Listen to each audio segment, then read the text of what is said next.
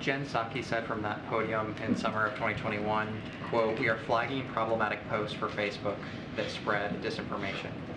Can you tell us whether the White House is still flagging social media posts for disinformation, and are you submitting those to Facebook through a special portal?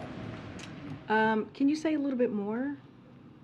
Yeah, there was reporting in the Intercept about opportunities for the federal government to identify for social media companies different posts that contained what was perceived as misinformation about the origins of COVID, the vaccine, other things as well, such as Ukraine or the U.S. withdrawal from Afghanistan. Yeah, look, I'll say this. The administration, the Biden administration remains fully committed to our mission to protect the security and resilience of our elections and safeguard election infrastructure. That includes combating disinformation. That is something that we are committed to.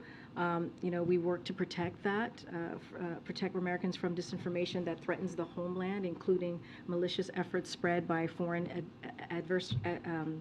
adversaries,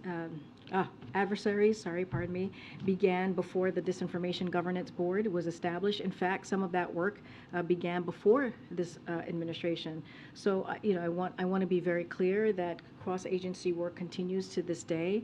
Don't want to get ahead of anything else. This is a Department of Homeland Security, so I would refer you to them. So you are flagging misinformation? I don't have anything more to add. This is a Department of Homeland Security that I would refer you to. Does the White House participate in the secret government censorship portal, though? I think that was part of the question. Does the White House submit examples of alleged disinformation and misinformation for Facebook to censor through this portal? No. I wanted to follow up because you've spoken at length about the threat that those who deny documented truth about our elections pose, and some critics have raised this, so I want to see if you can maybe square the president's current rhetoric when it comes to elections with what he said in January during a press conference when he said of those midterms, quote, "The increase in the prospect of them being illegitimate is in proportion to not being able to get those reforms passed." Obviously, those voting reforms did not pass Congress. So is he confident that the coming midterms are going to be legit? How are those two things congruent? Yeah, this is something that you're talking about, the Jen reference? No, the president said in January. Oh, right. But I think did you ask Jen this question as well? I may have. Okay.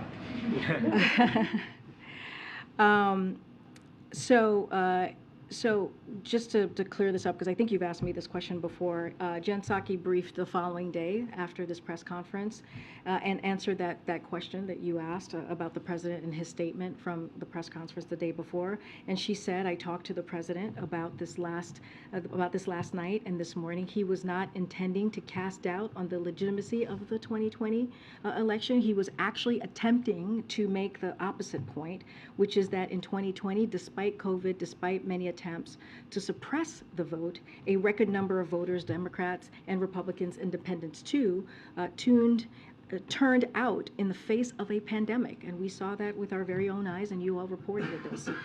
And election officials made sure they would vote and have those votes counted." And this is how Jen Psaki responded to your very question. So even though those voting reforms did not pass Congress, the president is expecting the midterm elections to be legitimate? Say that again, I'm So sorry. even though his preferred voting reforms did not pass Congress, the president is expecting that the coming midterm elections will be legitimate? Oh, yes, that is a yes.